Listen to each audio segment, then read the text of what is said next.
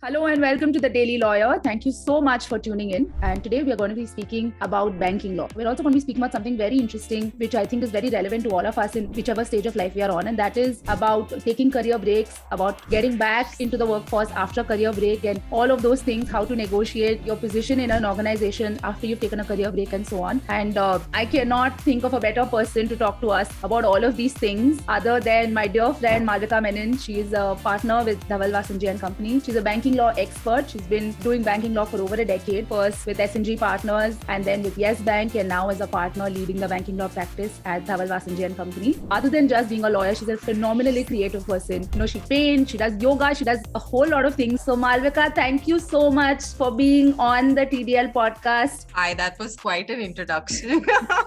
It's absolutely my pleasure. Thanks for having me. Yes. So we are going to be speaking so much about banking law because you know that the series that we're talking about today is about careers in the law. But before we start talking about banking law, can you tell us how you got into the law in the first place? Like, what was your journey from entering GLC to today? So, honestly, I never wanted to be a lawyer. I was more inclined to medicine or, doing something with the sciences. And I don't know, actually, I think there was this unfortunate incident in college where I had to dissect a rat and I just couldn't. That just put me off completely. And obviously at that point I realized then, if that was something I couldn't handle, then, doing medicine was out of the question. So then, went back to the drawing board, thought, what should I do? What should I not do? I said, okay, I don't want to do chartered accountancy. I don't know, at that point, architecture seemed very abstract. I didn't know too many architects, so as to speak. It was more a process of elimination where I said, where I just thought that, okay, I'm not too bad at maybe expressing my thoughts, understanding things and reading in general. So I said, okay, you know what, let's just give this a shot. And I had no idea I would actually be where I am, because this was definitely not a passion for me like it is for some people. They actually grow up believing that this is what they want to do. So for me, it was completely a process of elimination.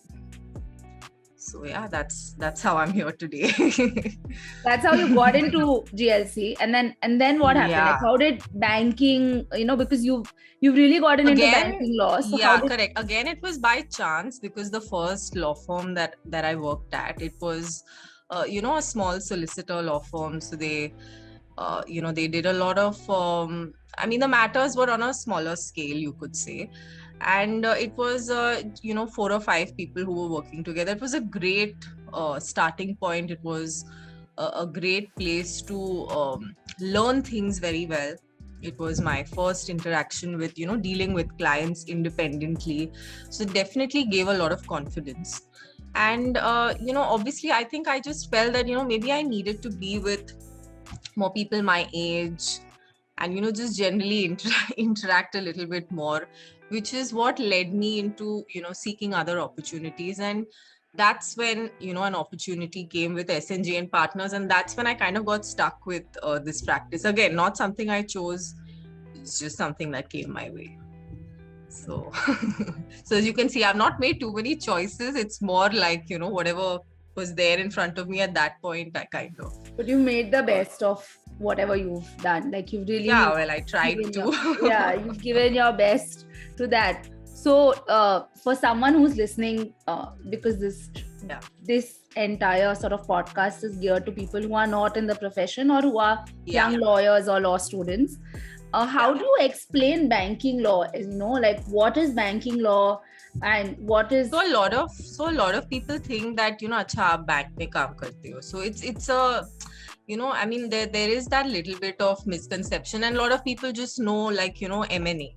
Like for them, corporate law is that. But yes, banking is a smaller part of corporate law. Maybe it's not as glamorous as it is saying that you're doing M&A and capital markets and all of that. But it's a very large part of the work that goes into the corporate world in terms of banking is nothing but, simply put, it's one person lending money to another. Now, it could be in different forms. It could be a loan, it could be debentures, it could be deposits, it could be anything. And as a banking lawyer, I usually advise institutions. So whether it's NBFCs or banks, or you have funds, usually we act for them, but it's also where we do represent certain borrowers in transactions. So it involves drafting the documents, negotiating them, and just ensuring that you get the best possible document for your client. So this is pretty much what the work that I've been doing over the past couple of years.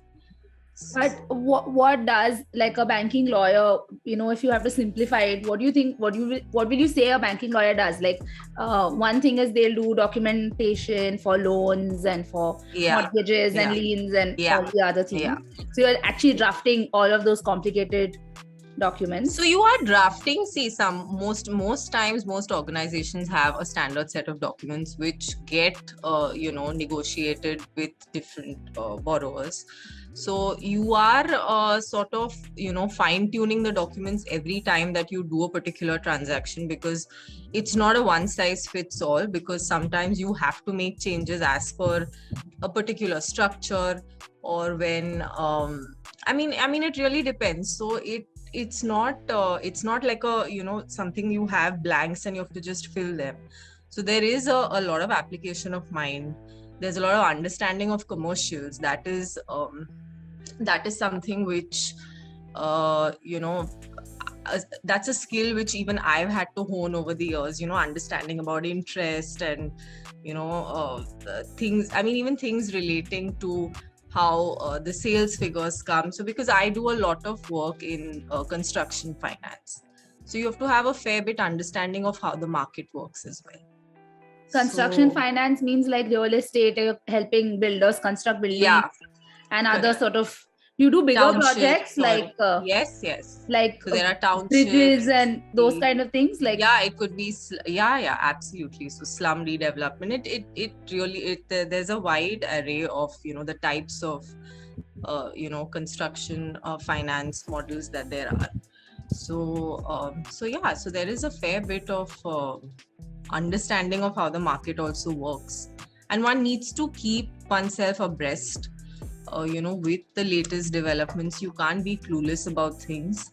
So this is pretty much the work that goes into advising your client well.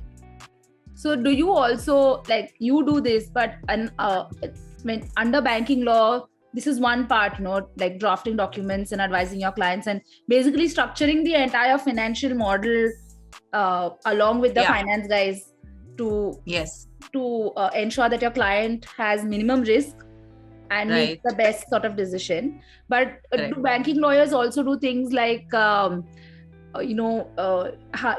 so many loans that go unpaid?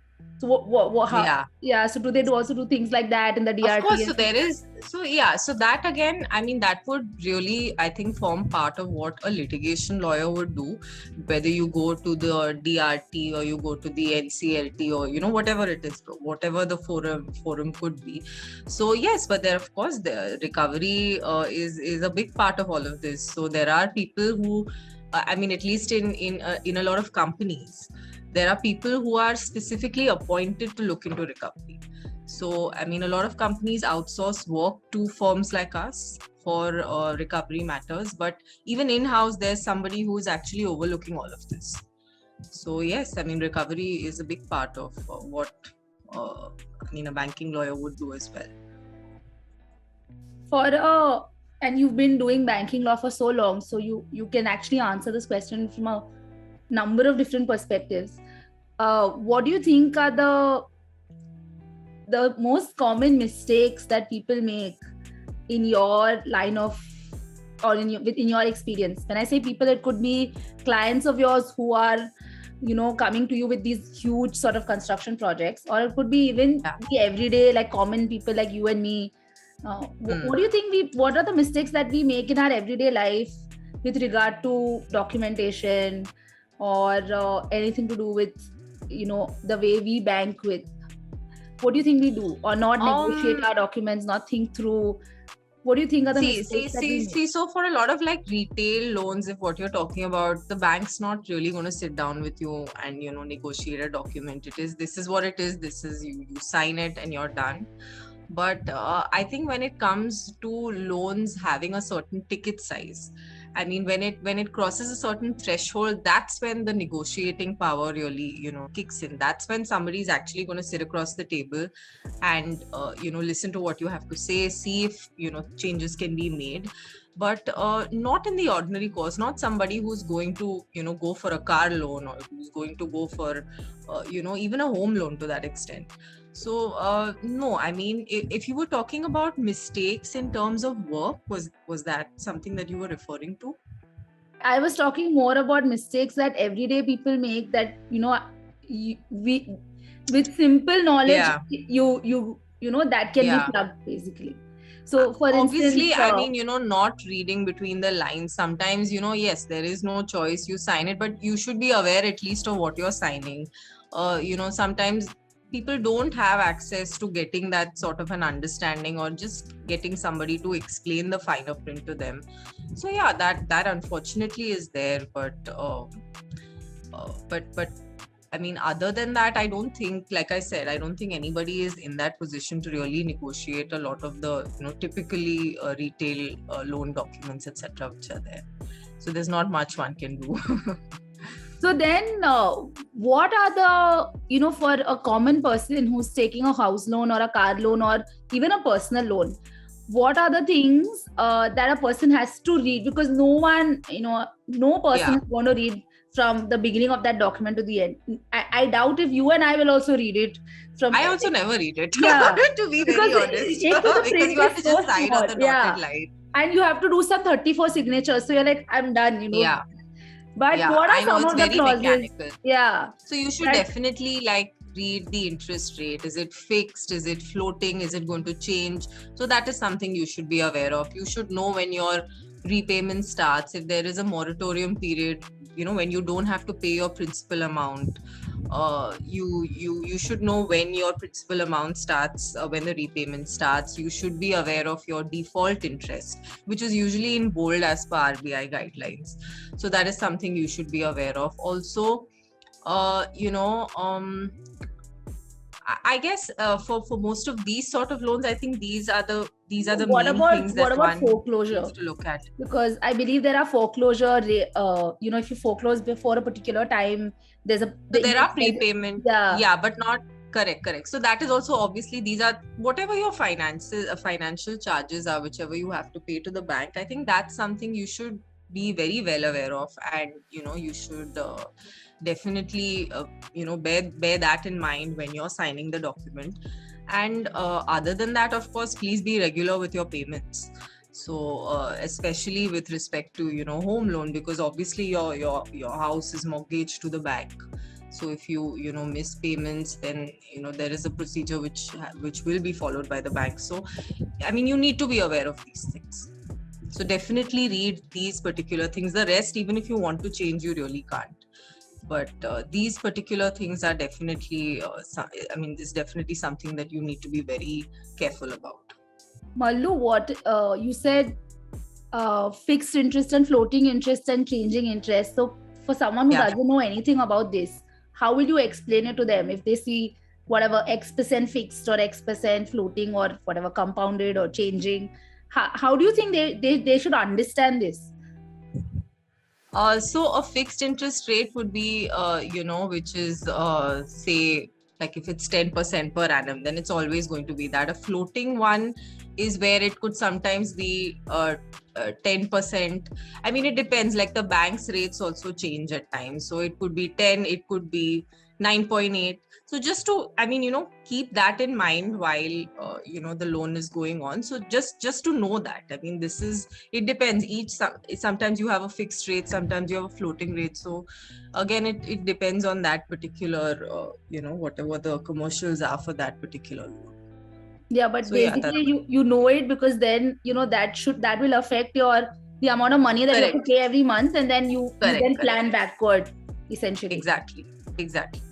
Now, if we have to come to a lawyer, this is all from the perspective of someone who doesn't know or who's not really aware of the banking law side. But for someone who's a young lawyer, who's a law student, who's listening, and they find that, oh wow, this banking thing seems interesting. What do you think? What do you think are the skill sets that you see which are required in a banking lawyer, or how would you advise such a person to take their career? Jenna, to be honest, I think it's not, again, I don't think I have anything specific to say about like a banking lawyer, but I mean, keep abreast with the laws and the statutes that, you are referring to on a daily basis. So keep yourself abreast. So you have, whether you have the Companies Act, or you have the Insolvency and Bankruptcy Code, or you have your RBI. Yeah, you have your RBI guidelines, SARFAESI. Even, I mean, if you do construction finance, then you should be aware of of RERA and the rules. Super. So these are certain things that you need to be able to answer things quickly when it comes to these. And tax also. Tax not entirely, no, because tax, usually a lot of people actually prefer getting independent tax advice. And at least I don't advise on tax. So no, it's if you know it, great. It's a good bonus to be well versed with taxation laws. So I mean, just keeping yourself in the loop always helps, irrespective of whether you're a banking lawyer or any other lawyer. And through, like in GLC, at least, a lot of us used to work through, especially after the third year, doing internships and all that time pass. So if somebody really, because I'm noticing that many of my interactions with students nowadays, they're all like, I want to do cyber law, I want to do SEBI. They're all already deciding the that they want to do. I'm so envious of them, because I had no clue what I wanted to do. And I used to be, I think in college, I was one of those where I started doing internships just because I felt a lot of pressure that, oh my God, everybody else is doing internships and people are, signing up for those long-term internships where you do 1 year this, 1 year this, 1 year this. I had no plan. But I think people need to relax also a little bit, because they've got their whole life and a very long career ahead. So I think take your time in college to actually explore what college has to offer, whether it's the committees or whether it's your moot courts. Just do all of that. Don't be in a huge rush to leave and go work. You're going to be working all your life. Trust me, you will be missing the time that you had when you could have not worked and done something else. So I would tell people in college also, it's very important to pursue a hobby. Everything doesn't have to be related to law. You can't be a one-dimensional person who's you're only able to talk about one thing. I think you have to be a well-rounded person, even later on when you interact with your clients. After the document is done, that's it. I mean, you're not going to keep discussing it. So you have to be able to talk about other things in life, and that only comes when you actually allow yourself to explore other things. So I think that is very important for law students. Otherwise, lawyers tend to be very boring as we get older, if we're unable to talk about other things. That's true. It's actually a very good segue into what I wanted to ask you. The other part of what I want to ask you, because I know you for a very long time now. So I know that your identity, like you said, has never been just being a lawyer. You're really one of the most creative people I know. You do a lot of whether it is your painting or whether it's the yoga and the other sort of physical activities that you do, and then I also know that you took certain career breaks at points of time that most people would not do. Because like you were rightly saying, we all feel pressured, especially if you're in a college like GLC and other which are considered good colleges. You have a lot of competition. Everybody seems to be running to a particular point and you feel pressure to run with them. And you actually Yeah. took a career break when you were, I think, a third year associate? I mean, 2-3 years into the profession? So no, I actually took a break. This was in 2015 for like, I think 5 or 6 months. That was more because I think I wasn't enjoying myself anymore. And everyone at home was so tired of me complaining that I don't think they even heard what I had to say after a point. So it was more like, this is really not giving you any happiness. If going to work every day is a struggle, then maybe just take some time and reflect and see if this is what you want to do. And I was lucky enough to not have any liabilities at that age, because it's not easy. I mean, everybody doesn't have that luxury to just wake up and say, you know what, I want a break. Yeah. When you have certain payments, you have responsibilities, you can't afford to do that. I was fortunate enough that I didn't, at least at that point. And I decided to take the break. Actually, I didn't think it through, to be very honest. I did not think about, okay, is this going to be easy to get back? How hard is it going to be? What am I going to do every day? But to be honest, the first 2 weeks after I quit were bliss, because I was waking up at whatever time I wished to. I was just doing anything and everything that I couldn't do when I was actually working. But again, I think after some time that monotony, set in of not having a routine, not doing something, and of course I was very lucky that I had a friend who sort of recommended me to apply to Yes Bank, and I got in over there. But yeah, I mean, I think it's if you have the option and you do want to take a break, I think please do take it, because today I think people are a lot more receptive to sabbaticals. It's not a negative term. It doesn't have that negative connotation that it used to have, I think, a couple of years ago. Today, a lot of people are taking breaks. They're doing something completely unrelated to, their profession, the profession that they're qualified in.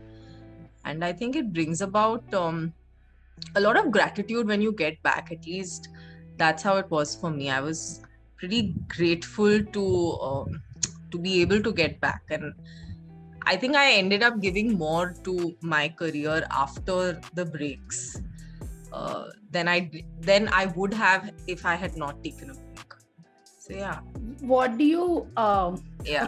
want to really ask you about when you went back and you were negotiating your position, whether it was at Yes Bank or then the jobs later. I'm sure you were asked about like why did you take a sabbatical and things like that. Yeah. So how did you, for somebody who's getting back to the workforce, whether they have taken a maternity break or they've taken a break for some other sort of personal reasons and they're coming back, how did you deal with that? Because it's a real issue. How did you first deal with feeling entitled to get a particular position and then asking for what you want? So I think you have to be very honest about why you've taken a break. Like, don't spin any stories that, you went to meditate in the Himalayas when you were actually sitting at home and, binging on Netflix shows. I think you'd rather just say that you were doing that as opposed to, creating some sort of a very fancy image of what you were doing for a year. I think honesty. Secondly, I think your work and your references do matter.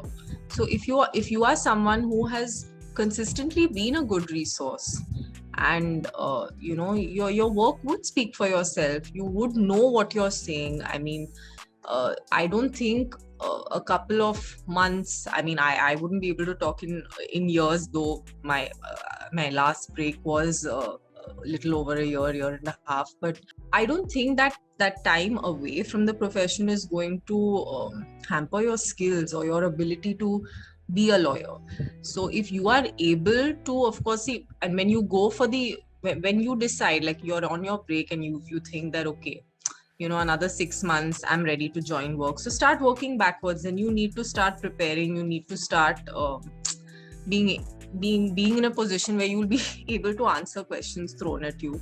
So there is preparation which is involved. You can't, just get up and hope that you're going to get a job. There is going to be a fair amount of work involved in getting back, getting back into the profession, and also having a good network that really helps, whether it's through your friends or former colleagues. I mean, having that sort of a network helps you at least identify opportunities or identify where you could possibly be applying. So Malvika, tell me tips.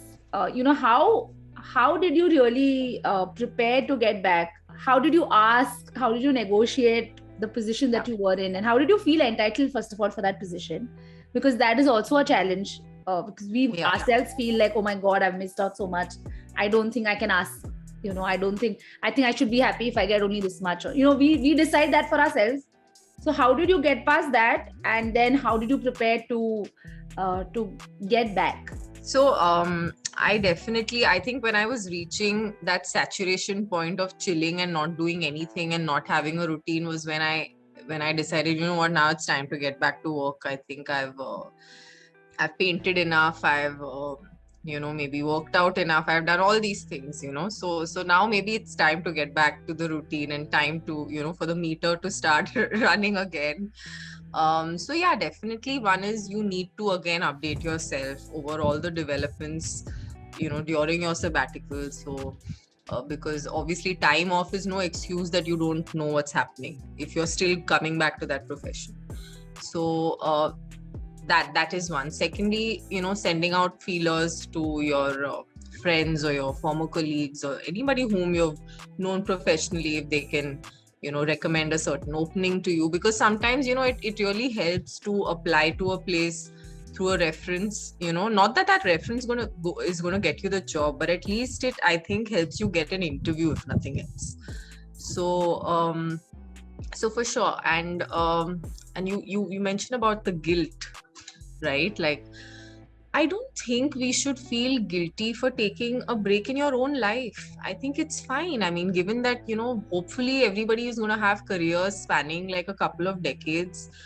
I think a couple of months or even a year or two or whatever it is, it's such a small blip in an otherwise, very long career. And I don't think you need to feel guilty about taking some time off to recenter or to just be. It's okay. I think we need to stop being in that race where if you don't reach this particular milestone by this age, then you've not made it.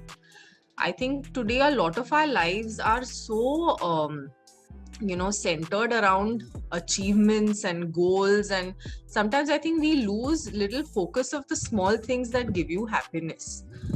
And if you're somebody who's had a solid body of work and you have good references, your work is going to speak for yourself. You're going to know what you do. I mean, in terms of them asking you technical questions and you being able to answer. So, if you've taken a break, it's fine. I mean, explain it. At least be honest about it. Don't try and embellish it and make it sound like something that it wasn't. I think honesty is very important when you have to explain gaps in your career, and people appreciate it. Actually, we don't we constantly feel that we need to have that perfect career graph, and nobody does. Actually, everybody has certain ebbs in their career. So yeah, just be honest about your break and don't feel guilty about asking for whatever you think you deserve, because only you know your own worth. So I don't think you should feel shy about actually asking for what you want and what you deserve. And then you also were speaking about preparation, like 6 months or so before it's time for you to get back. You spoke about preparation. So how do you prepare? Like, other than giving feelers and stuff like that, personally, how do you prepare? So you definitely go over the transactions you've done, the work that you've, the clients that you've represented, everything. I mean, you should be able to speak about the kind of deals that you've advised on. You should be able to maybe talk about some interesting judgments or talk about some amendments to statutes that you're constantly referring to. So in general, you should be able to hold a conversation about the sector that you're working in. So I think that's very important in any interview, irrespective of whether you have a break or you don't. So being up to date is extremely important. So obviously work backwards, like I was saying earlier, that if you know that you need another couple of months that is rather in 6 months is the time is that when you want to get back, and you want to start working. So obviously give yourself a couple of weeks to, get your bearings right. Then, applying, and, that in itself would take a month or two at the very least. So yeah, for sure. I mean, you have to give it like 2 or 3 months at the very minimum to be able to get back in to work. I really love the way you spoke about not having that guilt and understanding your worth, because that is really hard. I know I struggle with it even now. No, so do I, Jenna. But I think it just gets better with time and maybe age. I don't think I would have been this confident about it at the time when I was probably explaining myself and explaining why I had taken these breaks. Because I know that little bit of guilt is there, like, I'm asking for this. How do I explain so many months?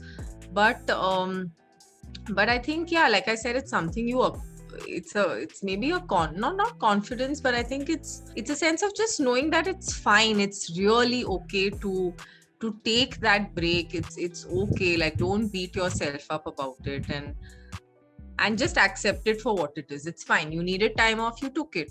So, and also be prepared for the consequences. You may not, that one job that you were angling, you may not get it. They may not understand your break. Okay, but wouldn't you rather go and work with someone who actually understands why you took that break? Because another thing is very important is finding the right, not right, rather compatible people to work with, who understand you. Who give you that space for, you need some personal time off sometimes in life. Everybody does. So it's if that particular opportunity doesn't work out, I think it's okay, because there's probably something more suited for you out there. So yeah, I don't think you should feel guilty. At least try not to. Easier said than done. But yeah, very practical tips that you've shared with us. And I really loved all the things that you spoke about when it comes to getting back into the workforce. I'm sure everybody from different sort of sectors can relate to what you just said. Okay, now we are transitioning to the last segment of our podcast, which is called 5, 4, 3, 2, 1. Means I ask you 5 of something and 4 of something and 3 of something, like that. Okay. So we're starting with 5. You tell me 5 productivity tips, or it can be any other tips, any apps that have helped you, or anything that you've learned to help make your life easier. Could be a mindset that you've developed, whatever, but 5 of that. 5. I think time management. I think that's a little important for me, whether it's reaching somewhere on time, just planning it all out, because though I know I'm late at times, but I think time management helps, especially for a lawyer. And in general, just planning ahead, planning in time rather than scrambling for things at the last minute. So it helps whether you're writing, in a journal, or you have apps that you use for helping you keep track of things.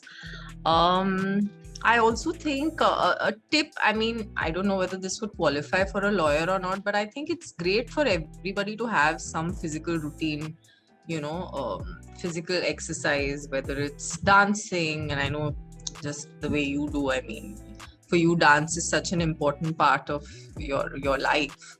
So whether it's dancing or you do yoga or you're working out, I think it's nice to have some physical activity incorporated into your daily routine. And the 4th would be a hobby, taking up something. It could be music, it could be writing, it could be doing stand-up comedy. I think everybody has a creative outlet in them, and I think we need to give more time to that. It just makes you a happier person, I think.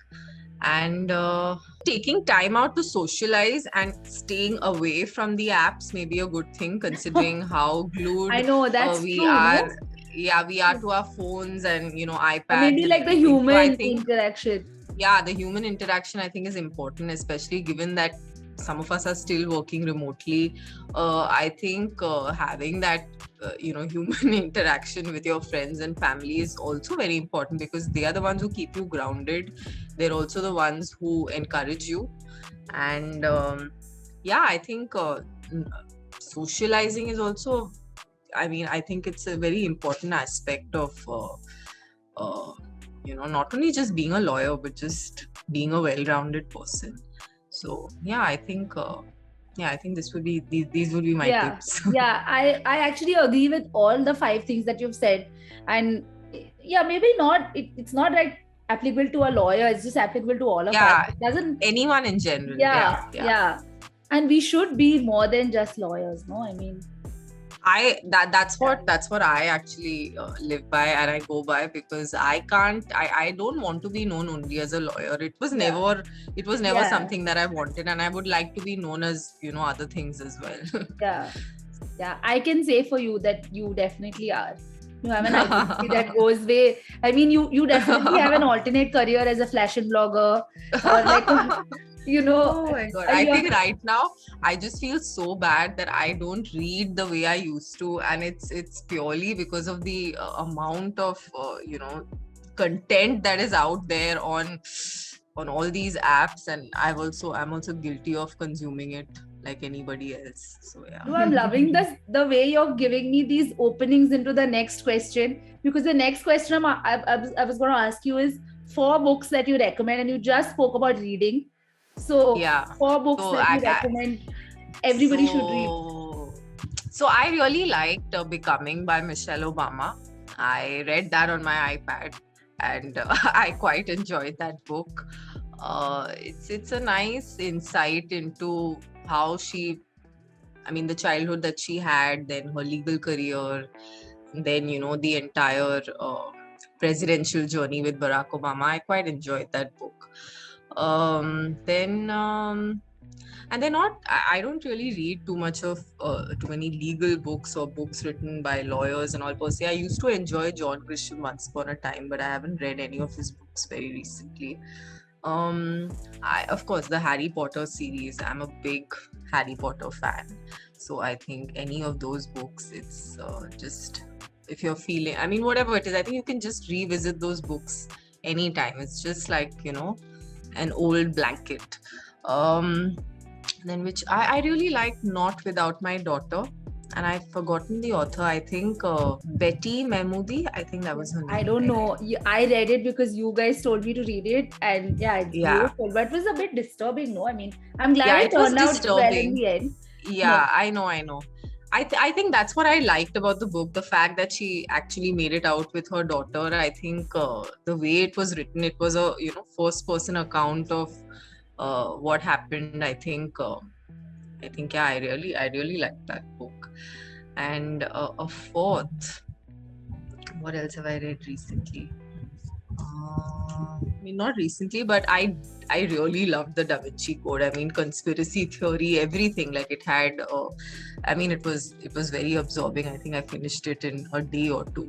So these are 4 books. I think everyone would have pretty much read all of them. But these are the 4 books. I don't know whether they would have read all of them, but they are pretty popular books, so they could. Pretty popular books. Heard of all of them. Yeah.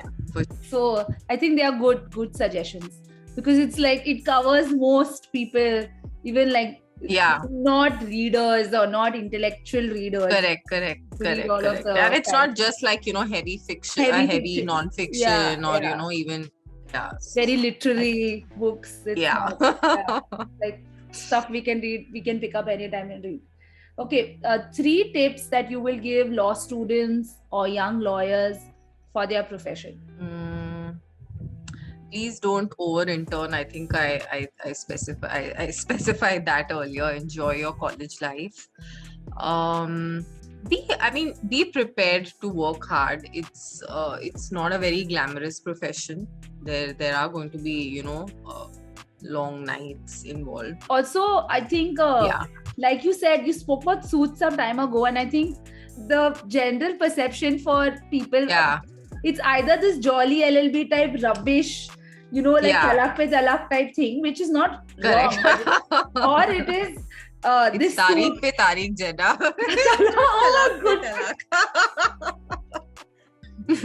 Or it is suits that the Yeah. fanciest office in those lovely clothes. And I'm not trying to say Yeah. that Oh, those two it's extremes don't exist. Of course they do. yeah. But they are Yeah. just that, they are extremes and they They are don't. extremes. Yeah. And nobody Correct. really talks about for especially for a young lawyer, for students, you are doing a lot of very I think the word glamorous is very correct. You're Very doing a lot of clerical work. very clerical, Yeah. and admin work. Let's Yeah, call it what it is. I mean, yeah. I mean, you're doing you're filing, going to you're be doing spending half the night just paging a document. pagination. Yeah, but Yeah, we've all done that. I think yeah, and it's you move up important. the Correct. you move up the ladder like that. I mean, nobody starts at the top. Yeah. So, and also I think, pace yourselves. Like I think I was mentioning this earlier about having, like, if you don't achieve something by this age, oh my God, it's like this big catastrophe that has happened. But no, I mean, pace yourself and literally slow and steady actually. I don't know whether I would be that presumptuous to say win the race, but yeah, you will go on, you will achieve whatever you set out to achieve. Just don't put a time limit for everything, because then you just stand to be disappointed. Yeah, I think these are very important points. I don't think anyone has spoken about this, especially this idea of pacing yourself and not No, because having. everyone's in a hurry, everyone wants to make partner by a certain age, or everybody wants their salary to be a specific amount by a certain age. So it's a little unrealistic for to have so many things to check off the list. How much are you pressuring yourself? You'll fail to enjoy your journey over there. So I think, pace yourself is what I would tell them. And Definitely. then 2 life lessons that you have learned in your life so far that you want to pass on. Be kind and respectful to everybody. I think that goes a long way. It's not nice to be rude to people. It's not nice to speak to someone badly in front of a lot of other people, and somebody else's self-esteem and self-worth is taking a beating. And just be kind, and also don't underestimate anybody's skill or somebody's talent just on the basis of how they speak or what they wear. I think that's very important to be very mindful of that. Yeah, so these are, I think, 2 things I would tell them, and especially for lawyers, because I think lawyers sometimes tend to have very big egos. So yeah, I think this is what I would tell any aspiring lawyer for sure. Yeah, you're right about that. Actually, I think we are also guilty of doing it at some point in our life. I'm sure, but yeah, I mean, like, you learn from your mistakes, and you can just maybe impart, the wisdom that you've gained. I can't agree more, especially as lawyers or as people, I've gone to GLC or I've gone to some fancy institution, and someone who's not either come to your institution or something better or similar or whatever. Yeah. Or somebody who can't speak in the same language as you, or who's not very. Absolutely. You think you're superior to that person. It Yeah. happens very often. Yeah. Yeah, it does. And yeah, that's why I said being kind is very important, and it'll go a long way, because see, finally at the end of all this, people are going to remember you also for being a good person. Yeah. Apart from being a skilled lawyer and being very good at your job, I think it's important to be a good person also at the end of the day. You can't be you can't get away with being nasty permanently. I don't think, at least that's not something that it never resonated with me. Yeah. And last question is, what is the one piece of advice or the best advice that you've ever received? So the best advice that I ever received was actually from my father, and he said this line to me, which now of course makes a lot of sense after all these years. He said, "Life is unfair, get used to it." And at that time you definitely feel that everything is stacked up against you, it's not working out, but life has other plans maybe. So no point in complaining, doesn't get you anywhere. There's always somebody who's going to have better opportunities than you. and at the same time that you're going to have better opportunities than somebody else. So yeah, that's what I actually live by. That it's never going to be a level playing field for everybody, and you can't grudge somebody else. What should I say? The little their fortune, like you their their good fortune. fortune. You or can't whatever. grudge. You can't grudge. So that's what I would. Yeah, it's really good advice, and I get why you're saying that you are able to understand it now after so many years, because I'm able to understand it also today. Because today we are playing many more roles than just being a student or correct. a lawyer or Correct. Have a life beyond it. It may not make a lot of sense, and to maybe people who are really young right now, but I think as they go along, they'll probably experience this. Yeah, of course. If not in your career, you'll experience it in your personal life or somewhere, but you'll keep finding this out, and it makes sense. Disappointments and setbacks are a part and parcel of life. So it's a very practical way of you just have to take it in your stride and move on. Mallu, thank you so much. I had the best time talking to you, especially about I mean what you spoke about, about getting back into the workforce, and about how you think about yourself as a lawyer, which is so important. I don't think anyone speaks about it. How you think about yourself, how you think about your career being a long, like a multi-year effort, and we don't think of it like that. Or we are all used to thinking, okay, not we, but the world in general. You hear so often ki yaar, I have to retire at 40, like that zindagi na milne dobara ki kya hai apna plan. But that is also a lot of pressure, like if you have to retire by 40 means think of what you have to achieve by 40 to be able to retire. And why, these are artificial constructs, and people and nobody talks about this. It changed my own perspective actually when you spoke about that, when you said that life is so long, and what is this, like one year or few months is just a blip in the road, which you won't even remember. I did not remember when you said 2015-16, even though I know firsthand, exactly. I mean, now that even now, like when I think back, it was a small period of time where I ended up doing something which gave me happiness for that much, for the time that I did it. So it's okay. And today nobody remembers that. I mean, today if I have, wherever I go, nobody's going to say, oh, but after you finished like 5 years, then you took that 6-month break, and nobody bothers. And it hasn't affected your career trajectory, because you are still a fairly young partner. You're not like some doddering old partner, It hasn't not yet. Not yet. But has it, increased or elongated that journey from associate to partner? You still made it. So I think your story is really inspiring, and whoever's listening, I hope if you're taking one thing from this entire podcast, I hope you take this attitude, because everything else you can possibly learn or you can figure out on the way, but I don't think you can figure out the attitude. So Mallu, thank you so much. It means a lot to me. It was my pleasure, and I wish the Daily Lawyer all the very best. And thank you. I hope a lot of people tune in and get all their legal queries resolved. So good luck, Jenna. Great initiative, and I just hope it's a great success for you. Thank you so much.